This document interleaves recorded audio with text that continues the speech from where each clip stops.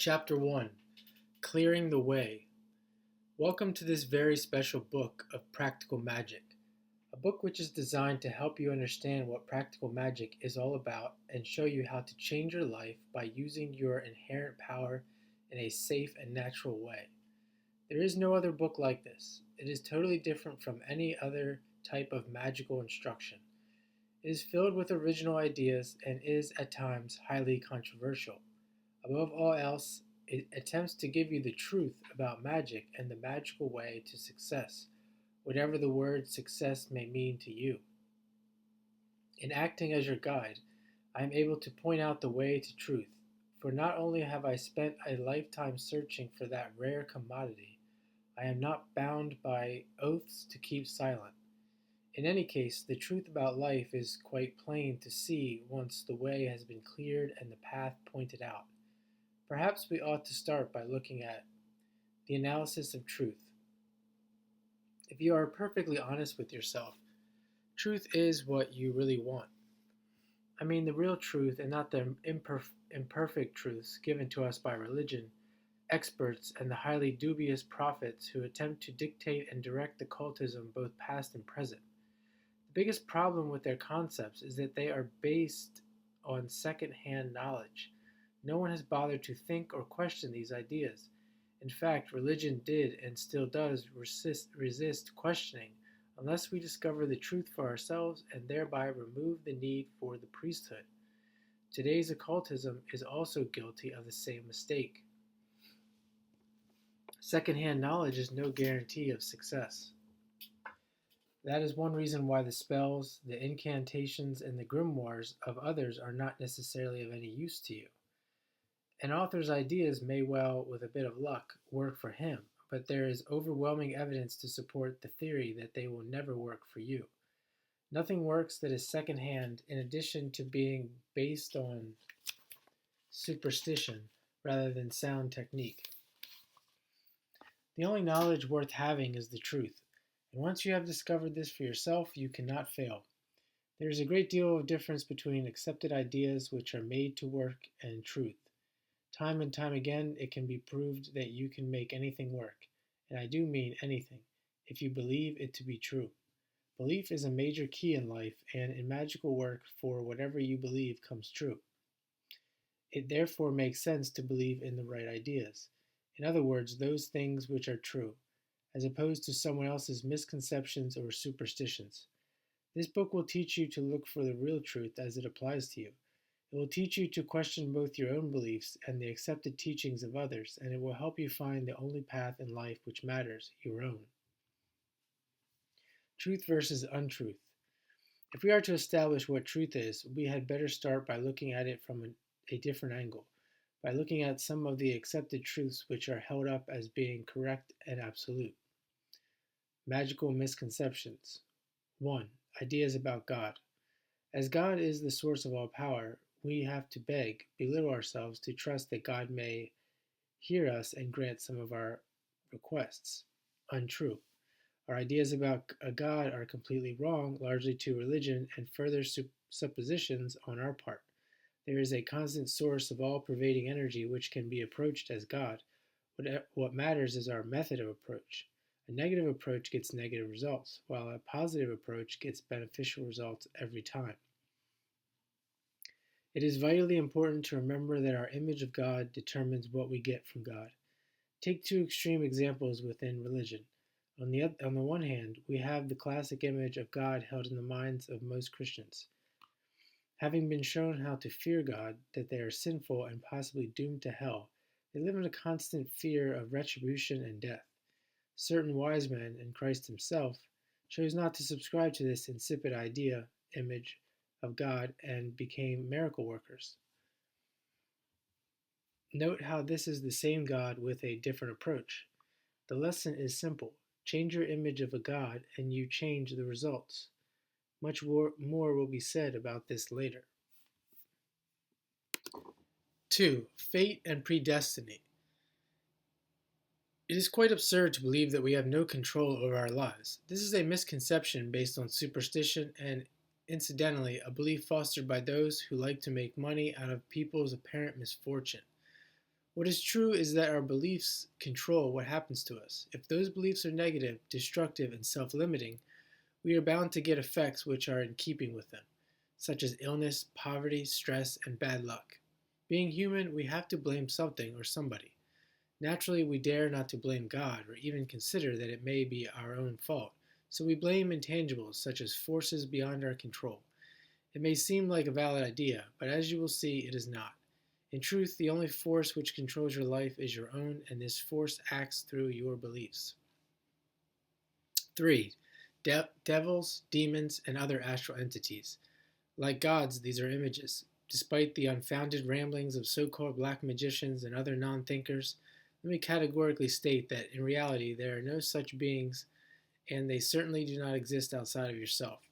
Images are an important part of magical technique, especially personal images such as archangels. It all depends on what we are trying to achieve. If we are seeking to bring good into our lives, we use beneficial images such as realistic gods and angels. If we are concerned with ridding ourselves of unwanted evils, then we personify these as demons and such. These are advanced techniques best reserved for more serious occult work. Unfortunately, a little knowledge can often be a dangerous thing in the hands of superstitious fools who imitate but do not fully understand these images. Inevitably furnished with overinflated egos, they launch forth into the occult world and presume to tell others the truth. Those who consort with demons or allege their existence naturally fall foul of their own stupidities. 4. Instant magic. Like anything else in life, the more you put in, the more you get out. There is no such thing as instant magic, because the magical arts need study and practice. You can no more make these absurd ideas more than you can, say, pick up a French dictionary and expect to speak the language fluently. Most occult books are senseless, so you can rest assured that when you purchase one or more of these guaranteed publications and fail to get anywhere, it is not your fault. Your only mistake was to buy the book in the first place. You can make these ideas work if you know what you are doing. In other words, if you know sufficient basic technique. Unfortunately, these basics are missed out by the writer, or he does not know them. 5. Spells and chants. Again, there is much misconception about these techniques. Words can be extremely powerful if they are understood. It is quite possible that the occultist who first conceived the spell may well have made it work because he put a great deal of thought and feeling into the words. He gave the words power by belief. It does not follow that anyone else repeating those same words will get the same results, because they belong to someone else. The personal involvement is missing. You can literally chant away until you are blue in the face, but unless you work up some emotional fire and belief in what you are saying, nothing will ever happen. Those who are ignorant of the value of ritual wording and presume to write authoritative books of magic are deluding themselves and all those who try to put these ideas to work. 6. Joining a lodge or a coven. This is pointless unless you prefer to subscribe to the inaccurate ideas already listed. It is quite natural for the would-be occultist who has met with failure, confusion, and uncertainty to seek the company of those in the know. The more unscrupulous organizations will be more than pleased to show you inner secrets for a price and offer you initiation into these mysteries. What mysteries? The secrets of practical magic are quite plain to see and demand no loyalty to some cause or oath of silence. Most of these lodge secrets can be found in freely available books, which are, incidentally, of the same caliber as the type already mentioned. The only true way to personal power is by individual effort. Of course, you can learn from others, but you must avoid the herd instinct which leads to joining occult organizations. 7. Suitability. Religion is largely to blame for the mistaken concept of suitability. The priesthood has removed God, the power, out of the reach of man, you and me. Before we could have anything, we had to approach God through the priest who naturally had a cosmic hotline. This idea is still with us in the form of an inferiority complex. As you will eventually see, you already have power. All you have to do is find the doorway once more. You are entitled to take hold of power and deal direct with the source of that power. The priests and lodge masters may not agree, but perhaps they are only protecting their dubious role in life. Having got rid of some of the more ridiculous ideas, we ought now to look at the real truth as it applies to you. The truth. The following statement of fact cannot be overstressed. The essential truth about life, particularly from an occult point of view, is as follows. U equals belief equals life energy. If you were expecting profound and mystical truths, complex formulae, or some tremendous revelation, you could be excused for being surprised. Centuries of muddled thinking have made life appear to be far more complex than it really is. Think long and hard about these three words. They are a master key to success, simple though they may appear. Life energy. Let's start by looking at creation in a simplified way. First, creative intelligence, God, created life energy. This was then split into distinct categories in the same way that light can be divided into the colors of the spectrum. From a magical point of view, these became known as the planetary energies, of which much more will be written later. However, energy by itself is not sufficient to produce the physical universe in which we now live. There had to be something into which this energy could be directed. That something is known as matter. Matter is formless, shapeless, and inert. It is for all intents and purposes quite dead. Life is created when matter is given energy. The lifeless no thing then becomes something. Everything that we see and touch is therefore matter, which contains energy. Everything from a pebble to the human body. The essential difference between one object, such as a stone, and another, say water, is the type of energy which it contains. Magic is the art of getting to know about this energy and learning how to use it. Before we can do this, we have to look a little deeper by examining beliefs. Each and every one of you has the ability to create around yourself all that you wish to have. In fact, you're doing this right now. Before you start to write letters telling me all about your misfortunes, unhappiness, and lack of money, I urge you to think carefully about the absolute truth which now follows. There are many myths and profound statements which elude our inherent power. Time after time, great teachers have pointed out the reality of our hidden abilities, yet very few have listened, preferring instead to believe in superstition or the ramblings of those with the loudest voice. The key to life is contained in the word belief. Suppose that you owned a vast computer, which was capable of answering any question and could also, through other computers, robots, and so forth, bring anything to your door. If you think about the rapid advances being made in technology, this is not as far-fetched as you may suppose. All you have to do is ask your computer, and it does the rest without any further effort on your part. As a human being, you have such a device. It is called the subconscious mind. This incredible mental computer is capable of anything, and furthermore can be directed by you, if you know how. There are many techniques which attempt to influence the subconscious mind. Among these are hypnosis, alpha states, trance, autosuggestion, and mind power. Correct magical procedure uses only the best techniques together with the only language which the subconscious mind can understand: symbols. As you will see, magic without symbolism is quite pointless. We will delve further into the mysteries of the subconscious in subsequent chapters. However, it is important to understand the part that belief plays in this matter. There are many statements from the past which show us the truth concerning belief. The Christ said, "If thou canst believe, all things are possible." Note that the accent is on all things. There are no ifs and buts, no exclusions, and no conditions. When he said all, he meant all. More contemporary thinkers have coined phrases such as, "You are what you think you are." What the mind can conceive, it can achieve. And thinking produces things. The overall theme is that the way in which we think determines what we get out of life. By thinking, I mean our dominant thoughts, in other words, our beliefs. Always remember that beliefs are not restricted to religious issues. We have beliefs about everything. Let me now make an important point. If you look up at the sky, you see a color which you believe to be blue. Why? No, this is not a trick question, nor is it meant to be silly. Why do you see blue?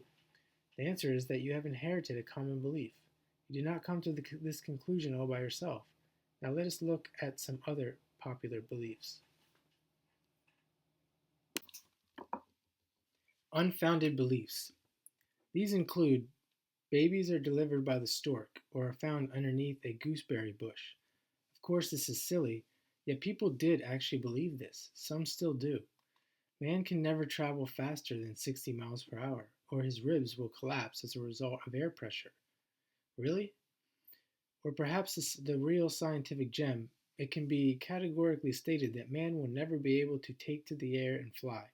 No, this was not uttered by a 5-year-old child, it was presented as fact by a notable scientist. He believed it. Thankfully, the Wright brothers did not. Superstition.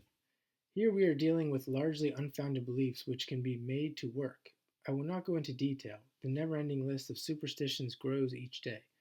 However, it will suffice to say that superstition has no place in real magic. It does, however, play a major role in today's occultism, and it is often not easy to identify. As an example, take the idea of consecrating ritual implements. When fully understood, the act of consecration is a powerful magical act. The mumbling of a few words together with assorted gestures over ritual implements is quite pointless, because it is presumed by incorrect belief that the implements are in themselves magical. They are not. No ritual equipment is in itself magical. Ritual equipment is there only as an aid to focusing the mind and nothing else. The golden rule with magic is never do or say anything which you do not fully understand. When you understand something, you remove the chances of superstition. Positive beliefs. When you exert positive belief, you ignore all the apparent facts while concentrating on that which is desired. This is the essence of most mind power books, and it is totally correct. Always keep in your mind that the old idea of seeing is believing and is not necessarily true. The more you become involved in magic, the more you will begin to realize that facts are not necessarily true. They only appear to be true. Real magic ignores the facts and concentrates instead on the goal because it is realized that facts can be changed. I could list hundreds of cases in which the apparent facts have been pushed aside in favor of something better. Being a healer and having worked with other healers, I can testify to many cases of complete cures being effective when all else had failed. I believed that I could cure the ailment, and more to the point, so did the afflicted person. The facts were defeated through belief, a belief which turned on power to cure. You are made in the image of God, so the Bible tells us. This is not a myth, it is absolute fact. You are the only creature on this planet which has the capacity to create using life energy. That which can be described as God creates a universe. You create within the universe according to your will. There are no limitations on the ability to create. You have, above all else, free choice. Naturally, this is akin to a sword that cuts both ways. If you have negative beliefs, you get negative results. If you have positive beliefs, you get positive results. Free choice is being exercised because they are your beliefs, no matter where you got them from. By changing your beliefs, you change your life. Your subconscious mind is a wonderful creative tool. Give it an instruction, in other words, a belief, and it will carry this out without any further action on your part. Just like the computer previously mentioned, the art and science of instructing the subconscious mind in this way is called magic, and this is the sole reason why magical techniques work. You as an individual can and learn how to do this in the safest, most natural way. You already have power, and that power is probably leaking away or being wasted on unrealistic beliefs such as poverty, illness, and lack. There is no external cause for people's problems. The real cause lies within, the subconscious mind. Even science is beginning to realize this fact as more and more illnesses are being diagnosed as psychosomatic, in other words, as in the mind. If people's beliefs cause their troubles, where do they get them from? The answer is complex. From the moment you are born, you are constantly being bombarded with impressions as you learn. It is scientific that the first few months of life tend to shape the character of the child. Children, particularly babies, are very receptive. If the impressions they receive are largely beneficial, they grow up well-balanced and optimistic because their beliefs are generally positive. If, on the other hand, the impressions received are restrictive and jaded, the result is negative belief patterns which give rise to serious problems. If you look around, you will see the evidence of this in yourself and in others. Always remember that society is governed by fear. Think about this carefully. It happens to be true. Society seeks to control by oppression, not by giving realistic values. Religion is almost wholly to blame for this attitude, for religion teaches sin. It has put a warp in the minds of people that will take many long years to remove. According to religion, you are a dirty, despicable monstrosity from the moment you are born. Stupid ideas like this are received into the subconscious mind of a child from birth. They are added to by parents, teachers, and other individuals who also believe in these misconceptions, until the mind is filled with fears and doubts about self and life in general. We know that God hates us, that there is nothing after death, and that we are to be punished for all our sins. This knowing is not fact. It appears to be fact because it has not been thought out. Once a person exercises that right of free choice and begins to question, things start to change almost at once. Any degree of serious thinking awakens the subconscious mind. If questions are being asked, it will immediately start to provide answers, for the subconscious mind always seeks to serve, just like the lamp of Aladdin. It responds to your desires. Remember that no matter what has happened in the past, no matter what your belief patterns have done to your life, your subconscious mind is always there to help. It is your servant. From this point of view alone, your future is therefore always bright. No matter what lies behind you, success lies ahead, providing that you make the effort. To recapitulate, 1. There is abundant life energy which is freely available to you. No god or other religious entity measures this out in small doses in proportion to your worthiness. There is more than enough energy for everyone, and it will never run out. You have a subconscious mind which is your servant. It will do whatever you wish, using life energy to bring your desires into physical fact. All you have to do is give it instructions. Practical magic is concerned with the giving of such instructions. Beliefs are the key to magical power. It is most important to replace wrong beliefs with truth. Only by getting rid of outmoded and self-limiting beliefs can life take on a new meaning, because we can then see what is happening. Practical work. Remember this magical rule. Input equals output. There is no such thing as instant magic. Everything takes time. In order to get the most out of magic, you will have to study the ideas given in each chapter and then apply them. Do not skimp through each chapter and then rush into the practical work. Go slowly and steadily. Think carefully about all that has been written and try to understand the ideas given to you. There is no substitute for patience, persistence, and regular daily study. The more you put in, the more you get out. This is true in life and certainly true in magic. One of the greatest causes of failure is expecting something for nothing.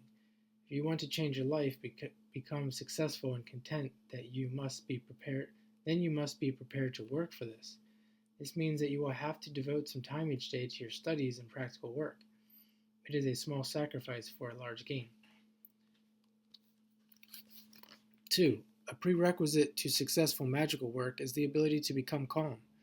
You cannot work effective rituals and thereby influence your subconscious mind if you are in a state of turmoil. Learn to relax, especially before attempting a magical act or exercise. This is not difficult to do. All you have to do is breathe slowly and gently and then let go of everyday thoughts. In a similar way, slowly work through your body, feeling it relax, little by little. Tension is the enemy of ritual because it blocks off your access to your subconscious mind. This exercise is best performed on the floor, but it can be done lying on the bed. Starting from your toes, gradually work up the body to the top of the head, relaxing each part as you come to it. It is a good idea to use some soft music and perhaps some joss sticks or general incense. This is perhaps the most important exercise in the whole book. 3. Decide what you want. Now for a really practical exercise of the utmost value. We all tend to think that we know what we want, but do we? You are about to find out. The best way to sum up magical procedure is think, act, anticipate. It is essential to think and plan out any magical ritual before we perform it. Thinking about your ritual intention helps to get the intention firmly in the mind and also helps us to tackle any negative thoughts which will prevent success. I want you to decide exactly what you want from life.